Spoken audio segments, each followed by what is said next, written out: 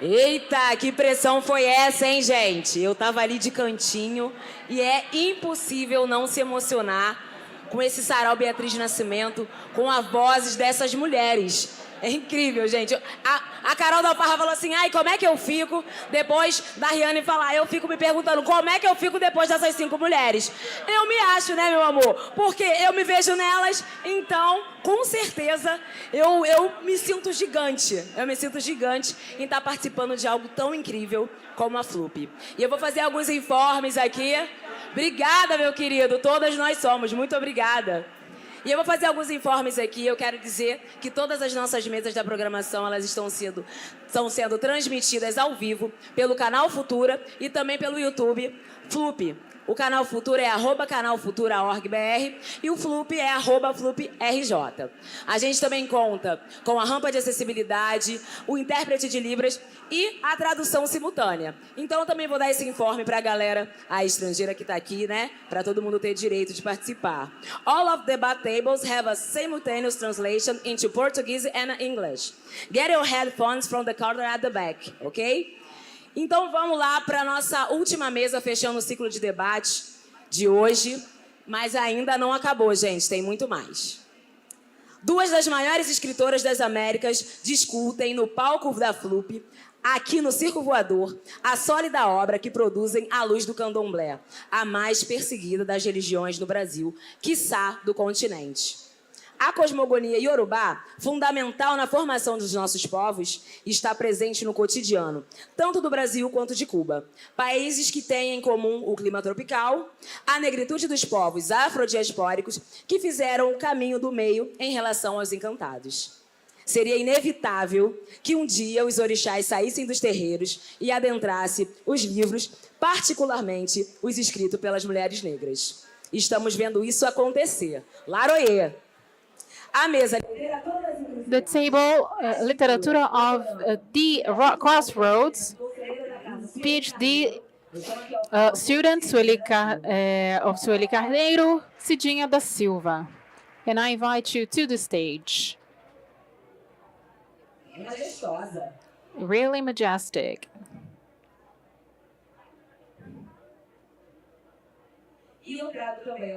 And I bring you also the ballerina, activist, and storyteller, the Cuban writer Teresa Cardenas. Beautiful her with, beautiful. She comes with her fan, and our curator and post the PhD in Angélica Ferrares, post a PhD.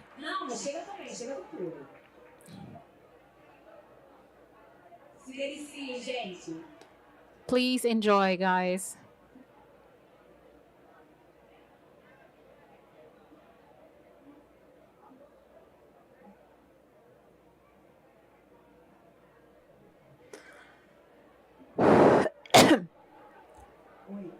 Hi, can you hear me? Good night.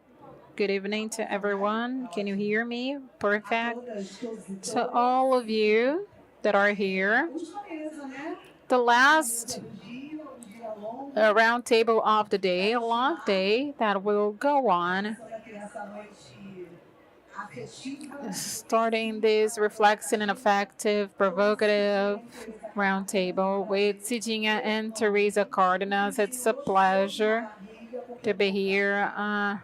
Of course, I have these butterflies in my stomach. I cannot pretend I don't. I want to introduce you, although you were already introduced beautifully, but I wanted to do it differently. Since Cidinha is one of ours, I'm going to start with Teresa. And I think that here I can talk about privilege. And I always talk about privilege, but, with certain regard. But we have the privilege to have Teresa Cardenas, even though I always take care when I use the word privilege. So you are with us, amongst us. Teresa, who is a writer, and besides, storyteller. or as she says, she's a black mother who writes. And I found it, I want to start from it. She's a black mother who writes. Teresa is an author. She has a very extensive written production. Please go to Google and look for it because it's extensive, it's long. But I want to talk about Cartas para minha mãe, Cachorro Velho, Letters to My Mother, and Old Dog that were translated into Portuguese. Teresa has an international career. They were translated into Portuguese and they are here. Conto Jolof, Mother, Mãe Sereia, Mermaid Mother, and Bumbaba, the one that I have here, this small one, and we have it here. We're selling it, and well, not only books and translated into Portuguese, but also translated into English. And since we are in this flow, bringing the memories, ancestry, strength, power, and talent of Black women, Teresa is followed by our girl, Cidinha da Silva, who is a writer, researcher, blogger, right? Yeah, you are a blogger because when I start to read you, I read your blog. And then I thought of your, blogger side. When no one was writing a blog, you were with a very provocative and reflexive writing. She asks us, she gathers us with the title Stop Killing Us or Issue in New York. Both are here, one issue in New York. She calls us, she summons us by the title. And this week I was reading, and a friend of mine reminded me of this chronicle, Dublê de Ogum, Ogum Double. And I was reading this chronicle, and I read it a long time ago, and I was thinking about Cidinha's literature, that is causes an impact very fast, And Cidinha, both of them are releasing their books. Let's talk about racial situations. And I was counting 16, 18, and 22 today, so it's a long, numerous titles. She has some chronicles adapted to theater, and this weekend, Os Crespos Company are presenting one of her chronicles. In São Paulo, we also have adaptations. And just for you to understand the weight of this panel, and since we are here in Floop, that summoning Black women, and from this great intellectual that is here, but Beatriz Nascimento, who is amongst us, and thinking that this is a panel that will talk about crossroads and literature. This is a very strong theme. Encruzilhadas, crossroads. I thought that the crossroads, when you have a chicken's food, there is a unique road that ends up in 4 small ones. I think we should go through this crossroads from this, what you bring together to this crossroads together, walking together, and then it will lead to eventually to different streets, different trajectories that you have, created differently. You bring this writing, this passion of writing, passion for the chronicles, for the writing. And I was thinking maybe the first question for both of you, and maybe you can choose because it's for both of you. What's behind this writing? What are the feelings? What are the impetus? What's behind these writing of Cidinha, of Teresa?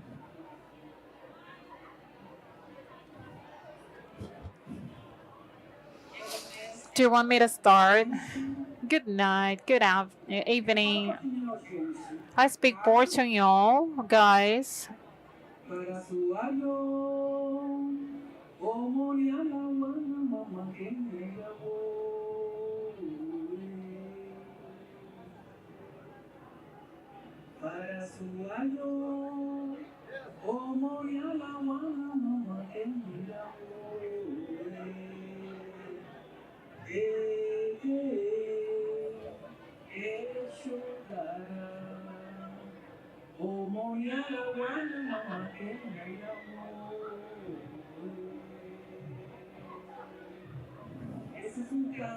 This is a song, an opening song, dedicated to Iligua in Cuba.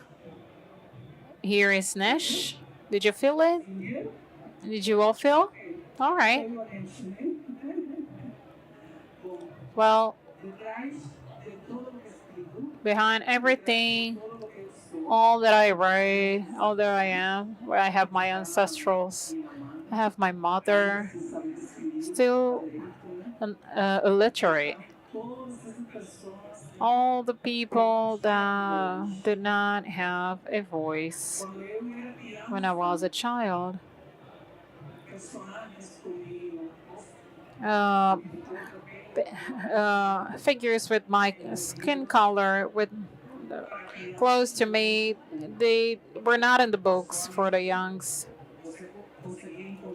You can only find one or two characters, black ones, in the books for children.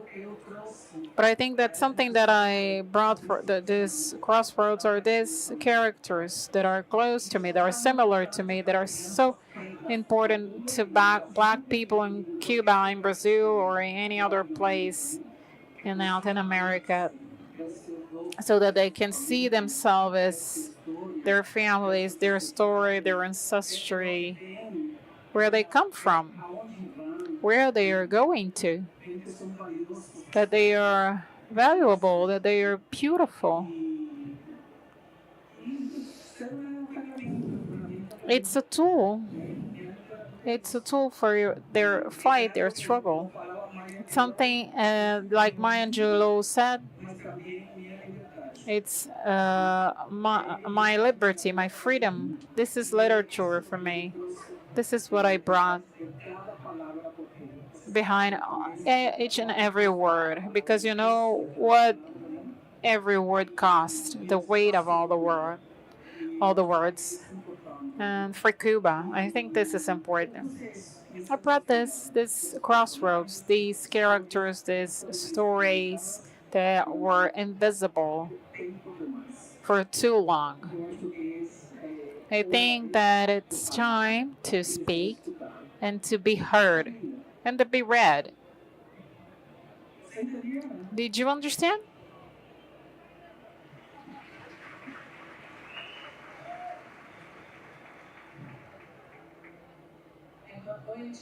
Good night, good evening. I'm a woman of Shango. So I'm rooted in rocks. What I write comes from this of sustaining, of rocks, of the sensation of being sustained and firm. And it passes through the waters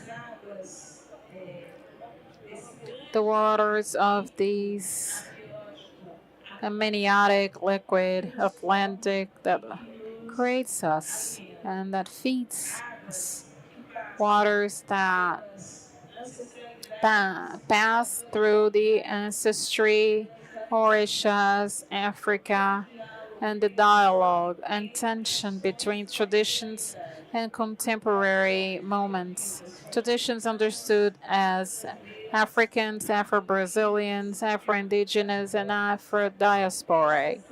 These are the waters that feed me and that carry me, that are behind, and that are also in front, ahead.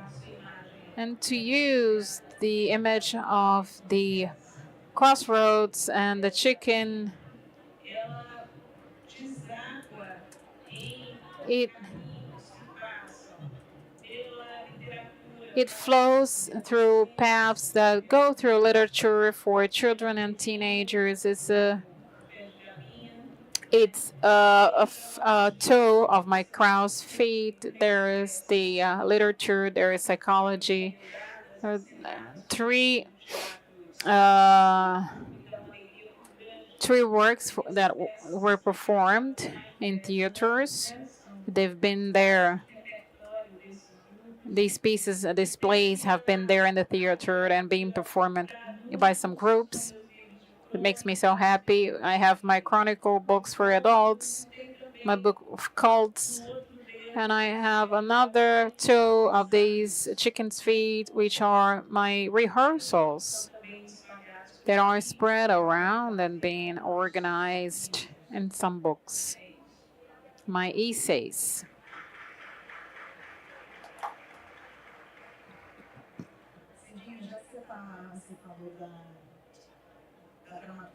Since you were talking about film writing, the inspiration for these titles, because engravidei, emparei cavalos e aprendi a voar sem asas.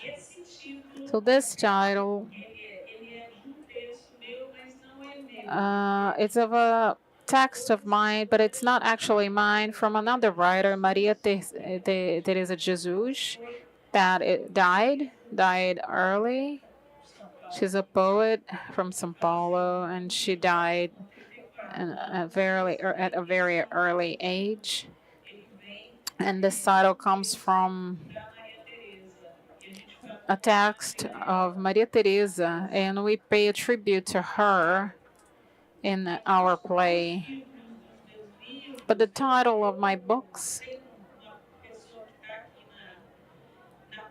I have a person here that is here in this schedule that is very important for me, that was Elisa Lucinda. She said a long time ago, and I heard it was very important for me, that the title of texts are like baptisms. We have to choose very carefully with attention. And I try to do it. Titles are, no, they have a tradition in Brazilian literature. We know about these exchanges of Clarice Lispector and Fernando Sabino. They were, disputing.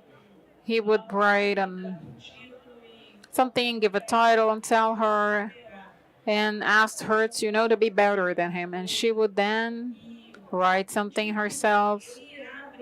And this title opened paths to the text. The book you mentioned, an issue in New York, which is where I have my tales. This was the title of a tale, the first one of the book. And I said, this is very good. It has to go to the book, to become the title of the book. And you have to have, for me, a text that has the title of the book. I actually didn't like this idea, so that's why I changed it later, the title of the tale, not to be the same of the book, but because I thought that title would be better in the cover of the book. So the title, for me, has this fundamental goal of opening ways and paths and try to catch the attention of the reader. So you need to be careful. The title is, you cannot deliver everything, but it should not be obvious, but it cannot be so far from what the content brings. So it's a sort of a game, similar to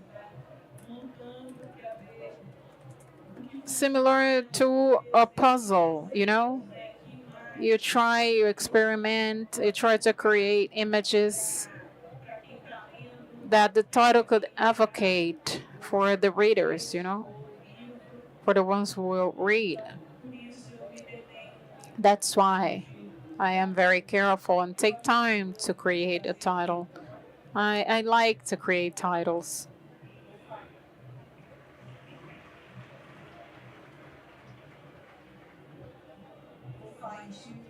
Speaking of titles, did I pronounce it correctly? A baba. It's a Yoruba term that relates to who are that, to our ancestors. So this is a book with 12 tales and talk about them, about our ancestors. Starts with a tale that it's called The Name, a very hard one to write, because of the polyphonics, a lot of people at the same time speaking. I think you know very well this act, of creating literature. It's a very spiritual work. When I'm facing a story of our ancestors, I am all ears. I listen a lot, and I listen a lot. Many people come to me to tell their stories, and in this tale, it talks about these of the enslaved. They had everything taken away: name, family, religion, language. Everything was taken away. It was just an exercise of giving back to them again their names, and it was very hard, very challenging to write it because. Thank you. Challenging, very hard. It's something painful, but someone has to do it, right? Because there are many people who don't know these stories.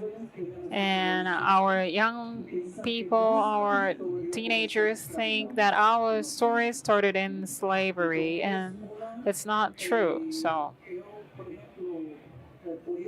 for instance, I could read something saying that your name was this, but before that, your name, or before you were, a sorcerer. She was a sorcerer, someone who was offering your shums, tributes.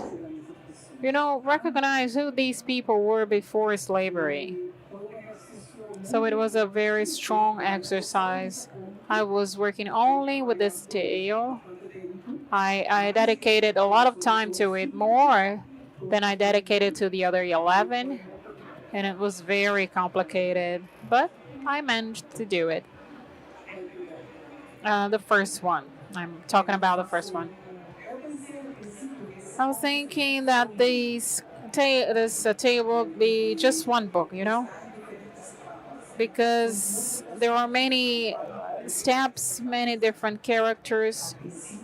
In the beginning, they had forgotten who they were, but in the second part of the tale, they start to retrieve this memory. And the main character is Suyere. Suyere is in Cuba. Suyere is a prayer that you do to the Orisha, this conversation with the Orisha. So, just as important as the title, the names of the characters are important. I use Soyere as the name of a child. He's the one who remembers because his mother told him that his name is Shoyere. And what does that mean? Can I read it? Just a little bit. I don't know, it's so much noise. You can listen to it, you can hear it. We're gonna read the last part of this tale, the name that is dedicated to all who lost their names.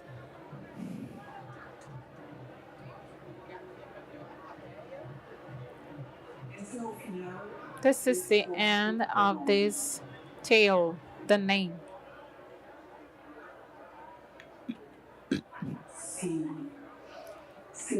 Yes, his people was more ancient and stronger than the white ones, the white people, and Suyere knew about it.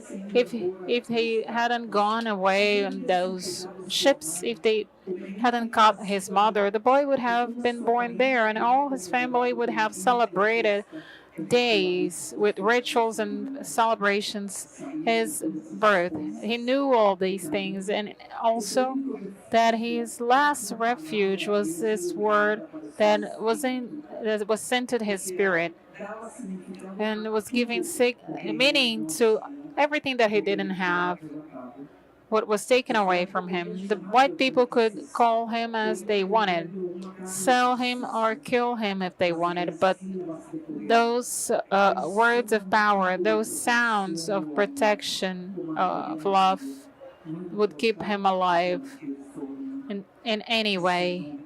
This name, only this name, would be whispered in his ears through the lips of his mother. That sacred word consecrated to him, delivered to his Uri as a gift of the universe, would follow him as an enchantment, as a song forever. Suire.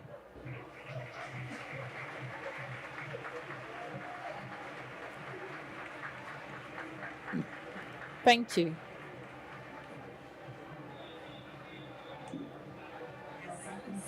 This crossroads started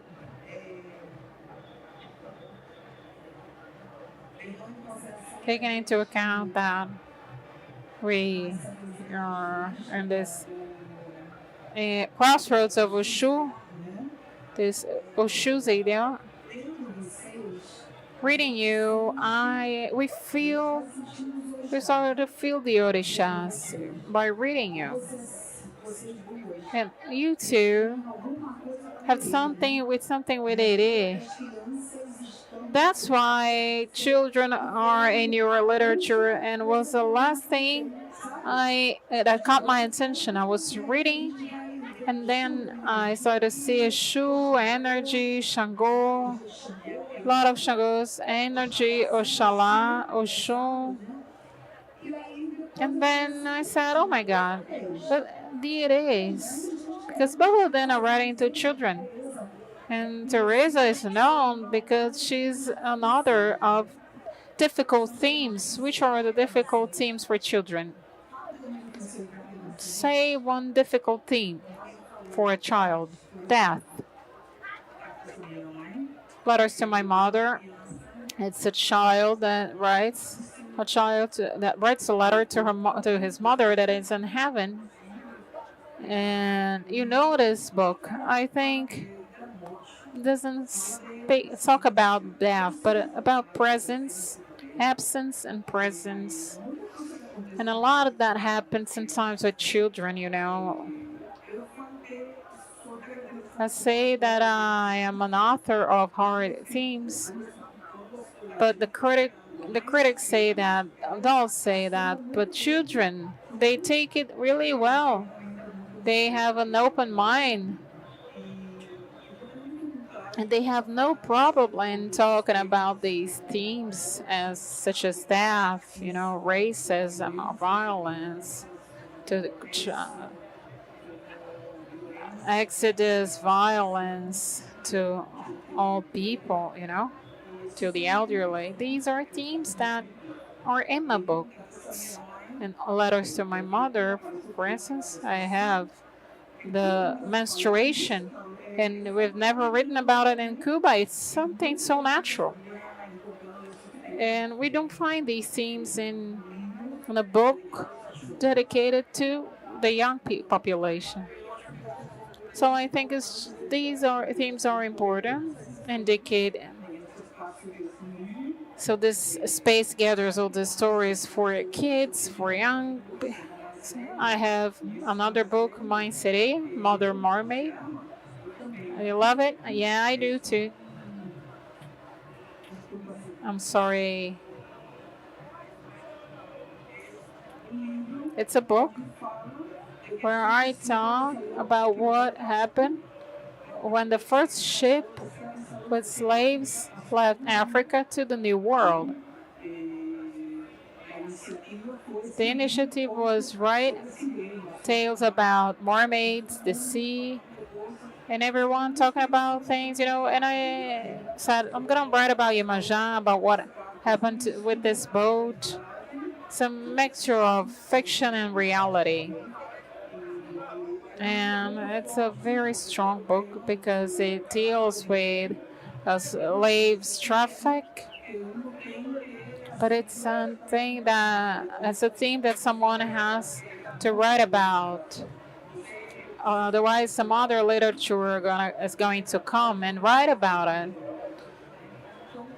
So one has to, assume his or her own history so that other people won't talk about your history, right? Sijing, I'm gonna ask you to read something, but I'd like you to talk about your young public. So my first book that tried to, be directed to children, Os Nove Pentes da África. This is a very well-known book because it went to PNP, literary PNP of 2020. So it is in several schools, the whole country. And I wrote it because I wanted to talk about death with children. It wasn't released as a book for children exactly, but for, more mature people. But then I wrote others, Maju Manu, Kwame, recently, Arara de Muitas Cores. And one thing that is not intentional, and I found out from an invitation I received once, I think, before the pandemics, 2019. An invitation to take part at a roundtable where there were authors of books for children, and they were dealing with family in their books, And I hadn't realized back then of how much I talk about family in my books for children, whether they are nucleus family, like or extended families. So this was a theme that was very present in my books for children. And like Teresa, I like to deal with themes. I think that all the issues should be talked with children, all of them. And the challenge is always to produce a language that talks that speaks to their cognitive level, you know, in which they are, their cognitive level. So this is a challenge. And it's a good challenge that I face, good to face, because it's much more difficult than writing to adults. These are different concerns that we have when we are creating a book, writing a book for children. And when it comes to the books, to my books, that also have images, illustrations, which are a different reading of what we transmit through words. This is something very nice, this other way of reading, these other reading possibilities that images offer, other possibilities of reading that these images offer for what we are writing. I had separated the text here that was, Concluding this book, let's talk about racial relationships. Chronicles to fight against racism. And I think it's one of the most lyrical parts of this book. It's a text about a character of a TV show for which I collaborated called Independencies, broadcasted by TV Cultura. It's called Pilgrim, a sustainable representation of ancestry in the Brazilian TV. Independencias, the TV show of 2022 has a perspective, a historiographic review, and a dispute of narratives around the 200 years of Brazil's independence. And it counts with a different speaker, Pilgrim, a black woman that shows her maturity and teenage period. She's interpreted by actresses Isabel Zua, who is Portuguese. I don't know if it's Zua or Zua. And Alana Ayoka, who's Brazilian. And it's more than a simple character. It's a critical conscience that lives within this space-time and dedicates herself to interpreting events and decode them to the public. We could say the Pilgrim is a representation of the black ancestry and indigenous that comes to help Brazil with knowledge, a sort of eye drops for the eyes, so that we can see complex themes with good eyes. And our mothers, grandmothers, great grandmothers, and all the relatives that have gone, these are the ones who made history and had a value and importance recognized by the community. These people are and will always be remembered. They constitute a strength, a power, living power from the invisible world that helped the living in this existence. And we are still here and will walk from this presence, being supported by this presence, and towards this lighthouse that they represent. It's like Nanan's Lake, blessed water that has been there forever, an static presence, and very meek when it moves. But this is an illusion. When you dive into Nanan's waters, whether physically or through the reading and interpretation, it's a path that leads to the unknown, bodies, objects, food, and to what is known, because it originated us. Pilgrim materializes ancestry that allowed us to arrive where we are, the living memory of black and indigenous people subjected to racism, and an indignity of the results and consequences: unemployment, misery, hunger. The connection with ancestry allows us, black populations and indigenous, to access technologies to produce infinites that generates enchantment, that overcome death and keeps us alive and strong.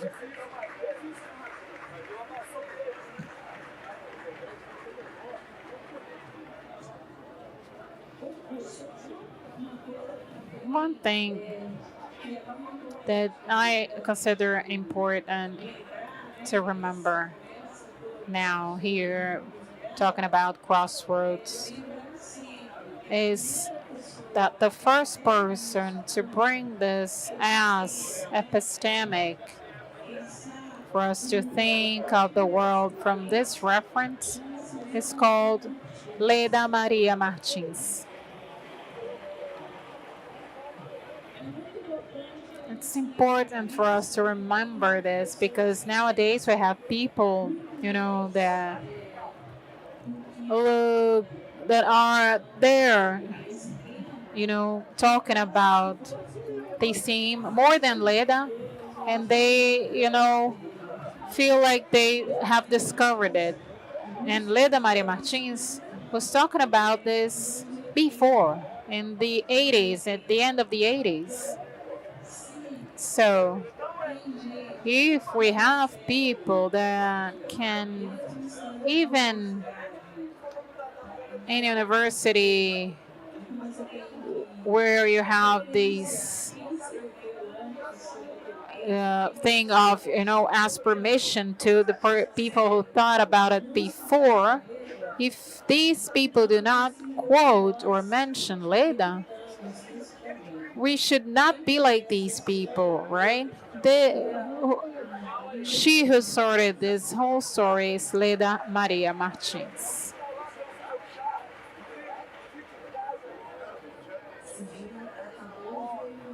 Cidinha just mentioned my next question because I was going to talk about from this crossroads perspective to arrive to Enem's text. And I was going to talk about Leda. And I was writing about it in 2004, talking about Leda, who was already writing and inventing this epistemologic view in the 80s. And in 2004, I only had her as reference. And after, with the crossroads perspective, was gaining proportion and appropriations too. And she was appropriated. But I think it's important when I mention her, we go back to her writings. When you talk about Leda, you were there. All of the Está falando, eu acho que para muitos de nós é. For many of us, it's so familiar what she's saying, what you are all saying. And then in 2024 brings us theme for the text challenges to think. What's the theme? Challenges to think about the African heritage in Brazil. So let me read. Challenges to value the African heritage in Brazil. I know we have the challenges to value and to recognize this African heritage in Brazil. So when you talk about, Cidinha is talking about ancestry and communicating with Teresa, this for us is a place. Sometimes I'm in some places where I think this is already obvious and understood, but it's not. Talk about this challenge of recognizing. This is it's the same thing. It's the same as talking about racism. It's to talk about racism. So which are the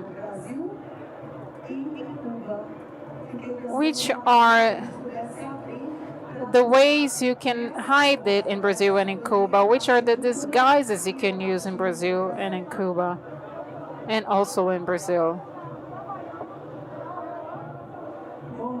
Well, in Cuba, we have the presence of racism very strong. Maybe you can think that there is no racism because of our society, we have socialism, but yes, there is a strong racism. To the extent that there, Sometimes I say to my friends in Brazil, if we had the black movement as you have, you know, even though you're not so happy with all the tools you have, but Noi, we don't have it. In Cuba, we don't have it. We're really late in terms of struggle and of fight against racism. But it's about, the imposition of the ideology of the 50s, 59s, when you had the Cuban Revolution, that you don't need, that because the society will be equal to everyone. And then you started to have this situation. Why do you have to fight for black power? You don't need it. All of us will be important. All of us will have the same rights, but that didn't happen.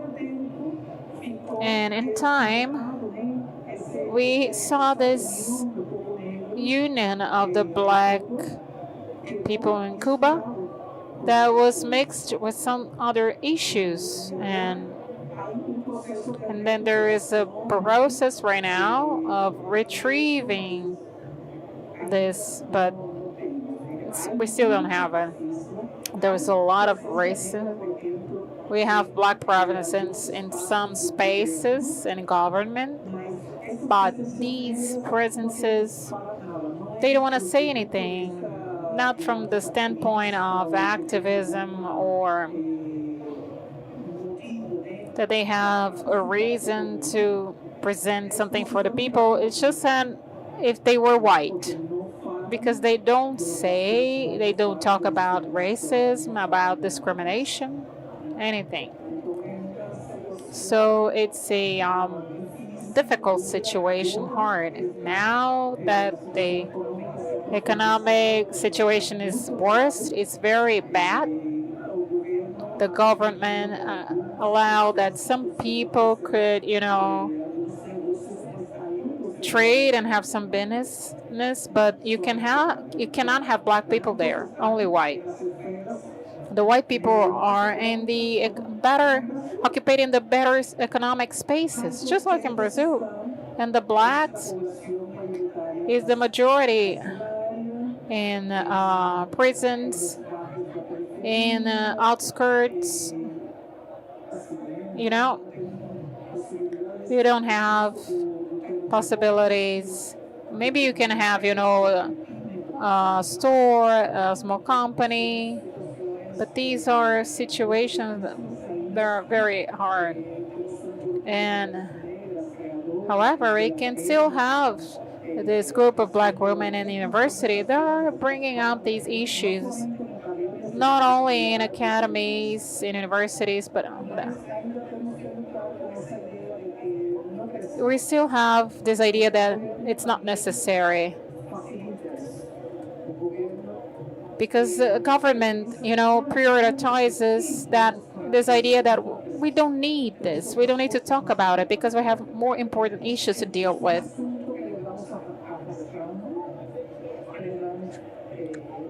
And we have this, situation.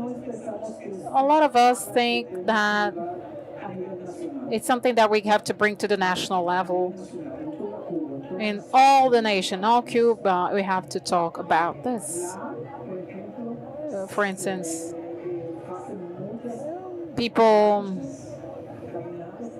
do a lot of demonstrations, but we never demonstrated against racism in Cuba. I can talk to you until tomorrow of the absurd things that we have in Cuba. I remember, I think it was in 2019, they did a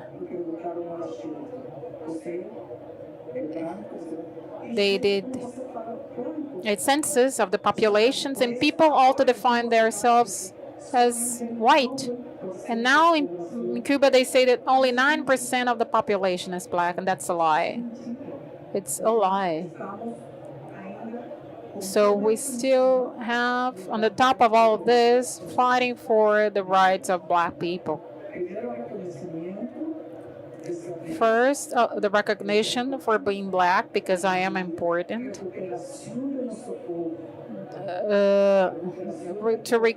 Recover our population, to retrieve the values, retrieve this fight against racism. We have huge work, and you have to help us. We have to help us. It's very hard.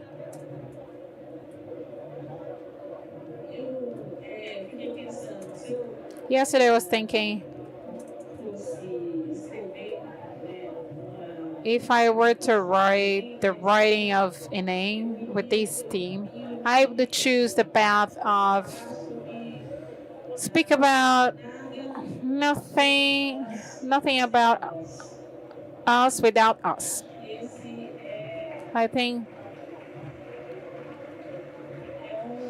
think this is the greatest challenge that we face today, this moment, because anti-racism became some sort of wave of fashion of the moment. You know, we have to create the space for the Black action. Nothing about us without us. People get a lot of money talking about Black culture. More than benefit from it, they get their money, they monetize what we do. And I think this is a great challenge, you know. We have to understand and materialize it. Nothing about us without us. As Du Bois would say in the beginning of the 20th century, nothing about us without us. This is a way, this is a path that we have to define so that we can take the lead of what is ours, what we create, what we build, what we develop, what we offer to the world, to the worlds that we build. We have to make sure that we have our action within this knowledge and this life and this knowledge circulation, the ideas, materiality.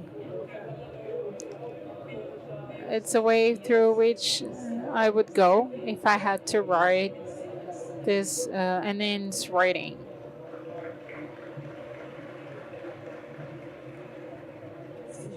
Cijinha, you made me remember last week Edson Cardozo provoking the audience, and he said, and now anti-racist became an economic active, an economic feature. And now we need to think about other theme, the other idea, other wording, and are we going to abandon it? Now it became an economic feature, and what we can do, we became an economic asset. What can we do? Are we going to abandon it? These are chronicles to talk about anti-racism. You read about it. But talk a little bit more about these provocations that are within underlying. This book came after others that I already published, that I released, that talk emphatically about racism, such as Racism in Brazil and Correlated Issues, a book from 2013, Survivalists of 2016, hashtag Stop Killing Us of 2016 too, and I resumed this theme in this new book about racial relations. And it also summarizes my other books and dialogues with my other books, but it concentrates on this theme, and it was born out of inquietation and satisfaction with the way through which racial relations are being treated and dealt with in social network. Everything is so superficial, and the like digestive pills for people. So I wrote this book with the intention, strong intention of dialoguing with the educational field, specifically with schools. And I want to talk with the people who are finishing high school, talking to professors, to teachers of these students. And that's why at the end of each text, every chronicle, there's a session called Let's Talk More About It. And I make questions, I propose exercises, guidelines for different fields, podcasts, exhibitions, blogs, other books, other experiences. And people access the content with the cell phone.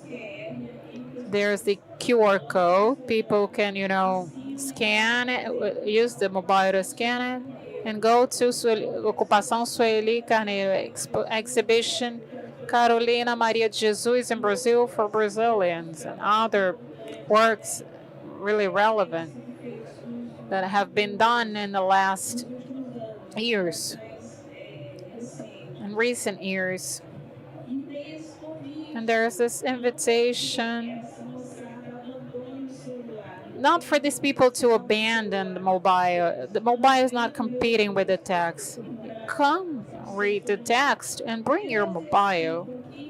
And I exercise here something that I have been doing with these books that I mentioned before, which is a critical reading of the media.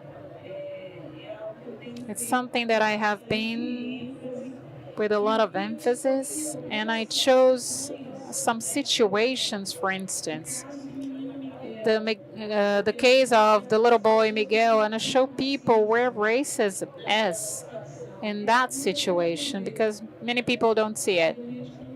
Many people don't notice it. And regarding the little boy Miguel, the case of Giovanna Eubank and Bruno Galhaço with their black kids, and discrimination that they suffer, and the condition they have of facing these situations and being comforted, welcomed, and racist, being punished, and everybody listens to them, give them attention, and it's amazing but it's problematic how it works, because when the black mother becomes a lioness to defend the kids, she's disqualified and not considered, etc.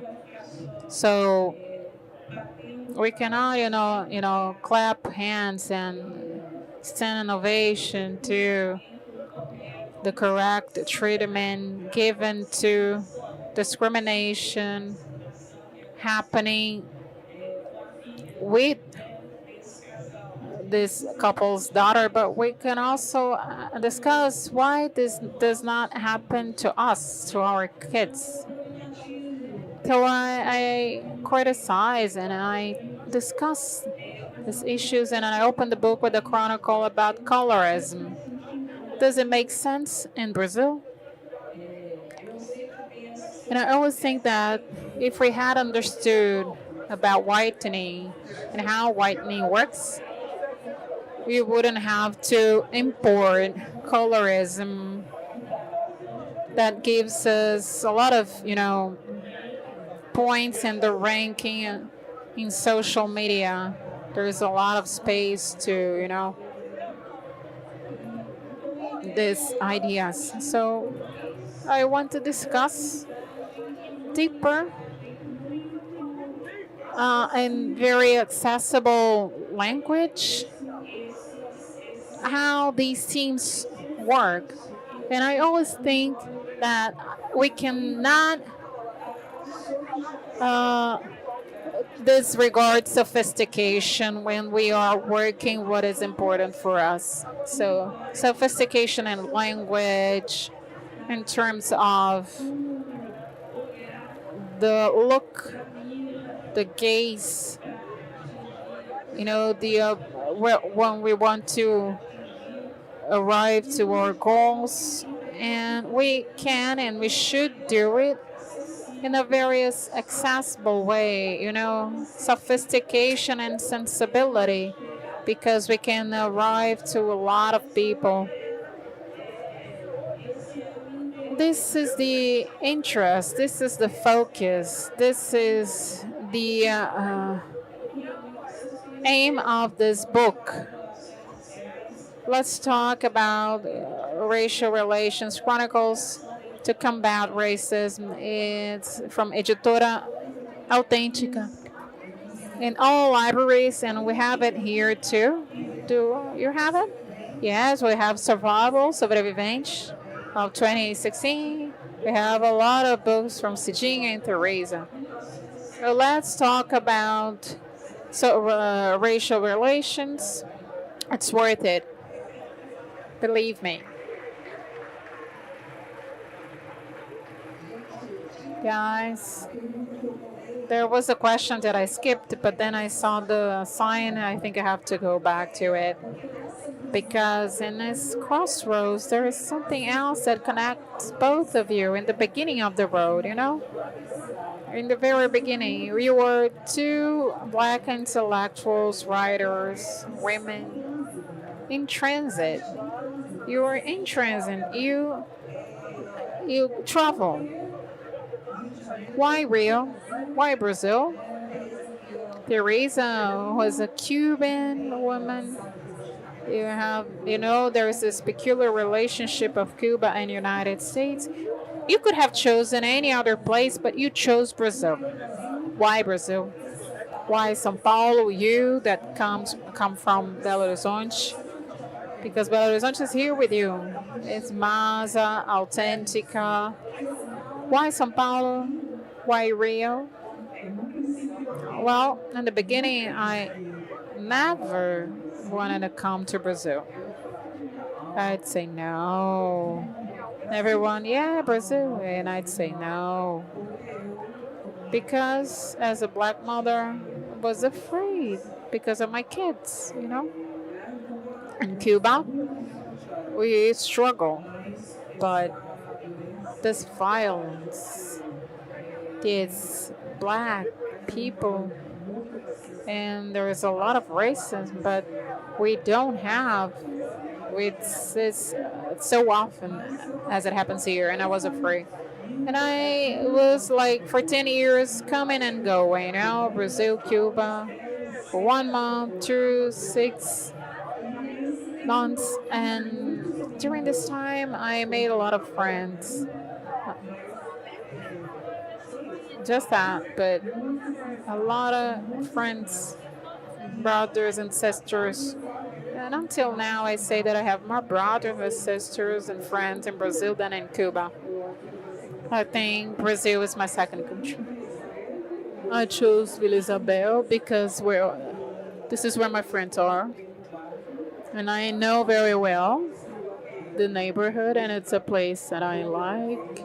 I like everything that there is there, the tradition, the music, and everything.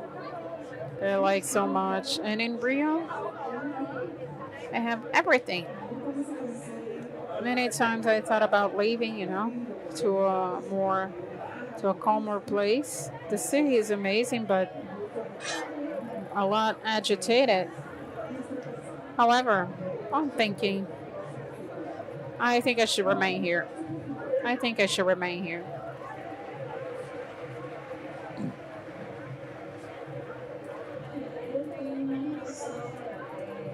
I think a relationship of love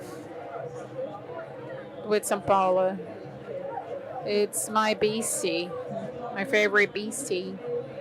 It's a machine that cracks you up. No illusion. It grinds you. But for us who are migrants, it's a city that gives you the possibility to accomplish your dreams in a very big way, in a broader sense. It projects to Brazil, you to Brazil and to the world. So I'm conscious that things I have accomplished in life, I did it because I lived in São Paulo, a place that helps you, but it cracks you up, it grinds you. It's not an place easy to survive. I have an advantage, which is the fact that I am from Minas, and people from São Paulo usually receives us well. And it doesn't happen with the people from Northeast. It does not happen with the Northeast population. They suffer more discrimination, especially if they are black. If I were a black woman from the Northeast, I don't know if I could live well in São Paulo as I live. And there's this relationship of love and hate. I'm thankful to the city. I feel very well in the city. I didn't go there to be welcomed. I went there to accomplish my dreams, and it's working.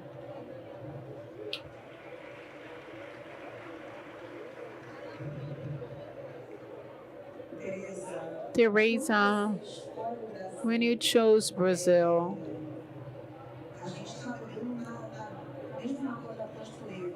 you were talking about the Black Atlantic, the diasporas.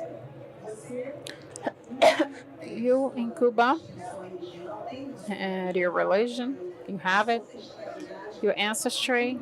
In Brazil, do you find echo, a mirror of this? Totally. We are sisters. We came from the same place. I don't feel different. Here it's very curious. I was thinking before that I wouldn't be able to write outside Cuba. Sometimes I think some authors that are hard, and it's hard to go on. But here I somehow found out my way to writing, and I feel okay. We are very close, very similar. We have our ancestry also from this originating in the same place, and I think yes. That's why when I sang, you felt it too. So when I hear music, we speak differently, we have different languages, but deep inside we are brothers and sisters. I have a poem. I think Cidinha also writes poetry that talks about it, about feminine writing written by the same hand. And Cidinha, when you were reading, I felt such an identification, because there's a share of the world that we share our lives, the power of our ancestrals. Thank God I was born in Cuba, Cidinha elsewhere, but that's it. Georgina Herrera is a great poet, Cuban. used to say that when black women mate, it's like it reproduces how the old ancestrals would meet in their villages in Africa. It's beautiful. It's not different. When you started talking about your family, it has a lot to do with mine. And I think that's it. That's what we have above us. Can I tell you a brief story to Teresa? I went to Cuba for this time, first time, and I went to the post office with the Brazilian delegation that represented Brazil in the book exhibition in Havana, and where we were, where we had our hotel. There was, this, place where people would eat,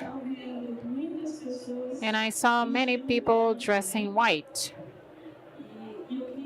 I wanted to understand if this was Santeria, Paulo Monte, but I didn't have the possibility to ask people, Then I saw a young girl, 16 to 17. There was a lady with her. So then I went to them, and I went to the older one. Said, "Good morning, excuse me, I am Brazilian." And I showed,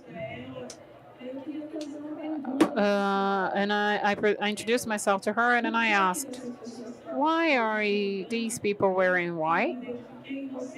And when I identified myself, and she said, "Okay, I know."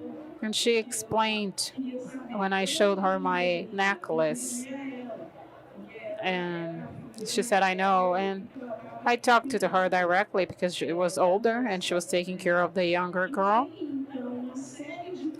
And there is a series of codes.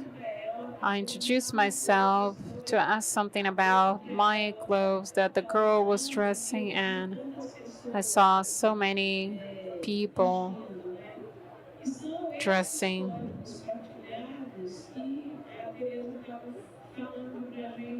And Teresa,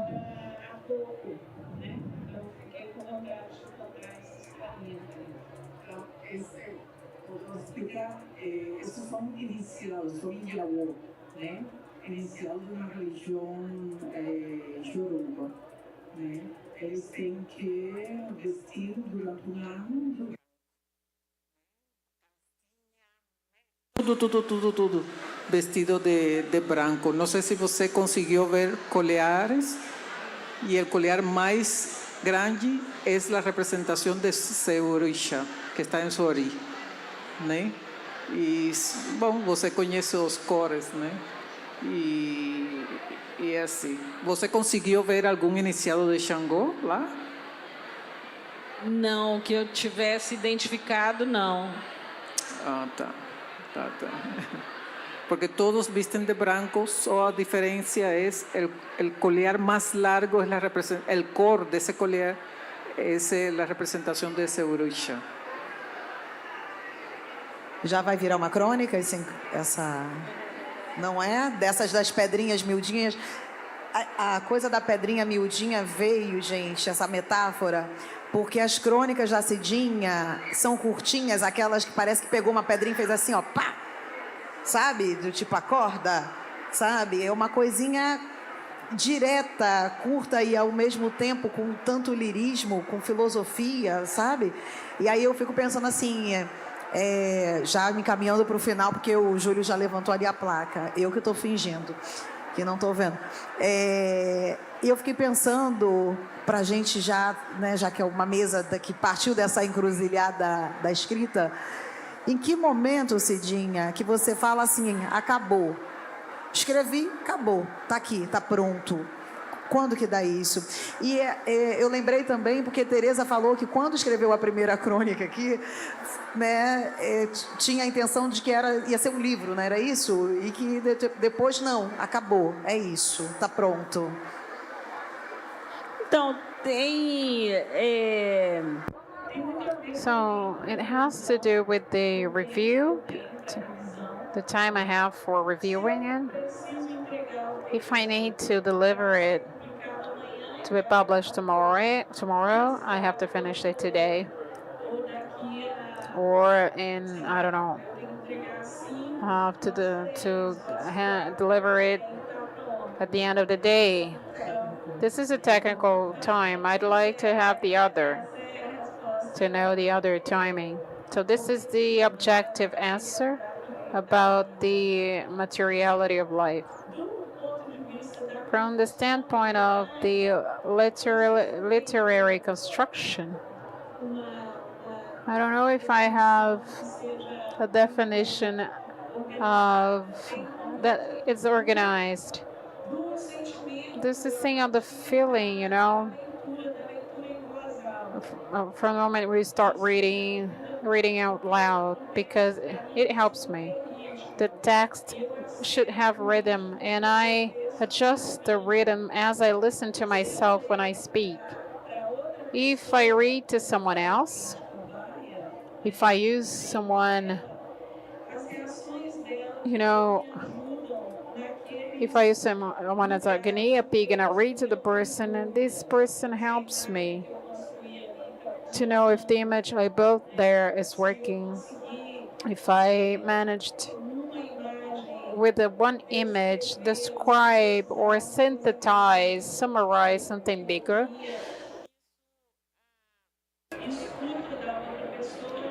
the other person listening to me helps me. Almost never I can do it, especially with chronicles, because they are urgent, you know. You have to publish them. So it's a lot relying on the review before they go to become a book. Then I have more time to read, to adjust, eventually cut and summarize things in images. I will explain in another panel this, but I'm gonna read a poem that I will dedicate to Cidinha. Orixá. The writer is declaiming a poem right now. Avô corre para colocar panos brancos sobre os espelhos, onde não podemos nos olhar. Tiram da tomada as presas da televisão, os aparelhos, a água repentina como a morte inunda os canos e os medos. Salpica as janelas, mola a roupa que não recolhemos a tempo do varal. Os pardais se escondem, Deus saberá onde. Tudo escurece. Unicamente os relâmpagos trazem uma instantânea luz. O estruendo cai a tropel das nuvens. Sentada na cama, sinto o tremor da terra. Meus livros se fecham todos de uma vez. Mamãe leva as mãos à cabeça e murmura a cada instante: Cabo, cabe esse Xangô.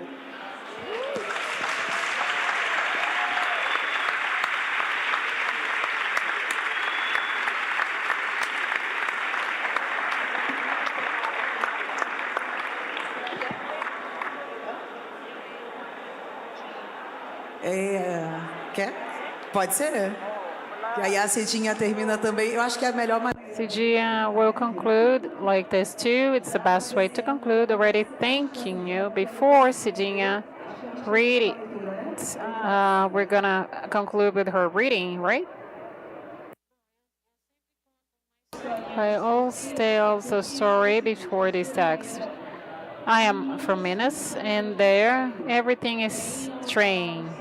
Train means everything, to the extent that if a mother has their kids in a train station, and she says the older one when the train is coming, boy, gather the trains, that the train's coming. And I wrote this text that is called, this book is called Ancestral Technologies of producing Infinites, one of my most recent books of chronicles, and this one is called Train with No Route.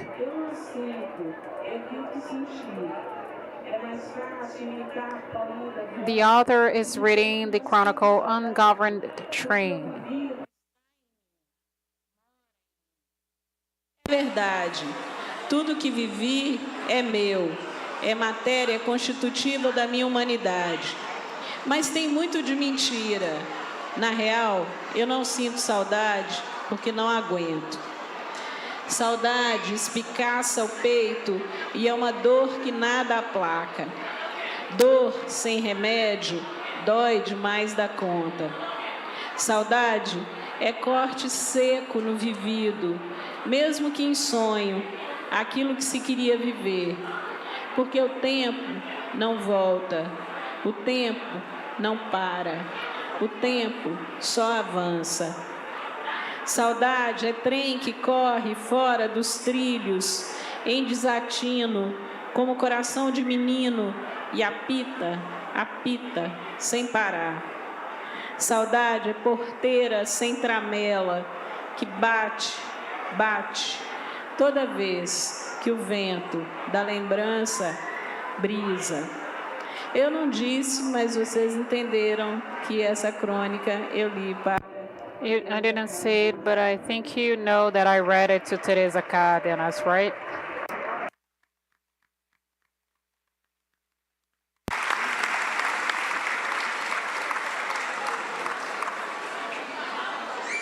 Gente, obrigada. Eu entendi. Thank you. I understood. I was thinking about Teresa. I don't even want to look at her because I will cry. Thank you, Teresa.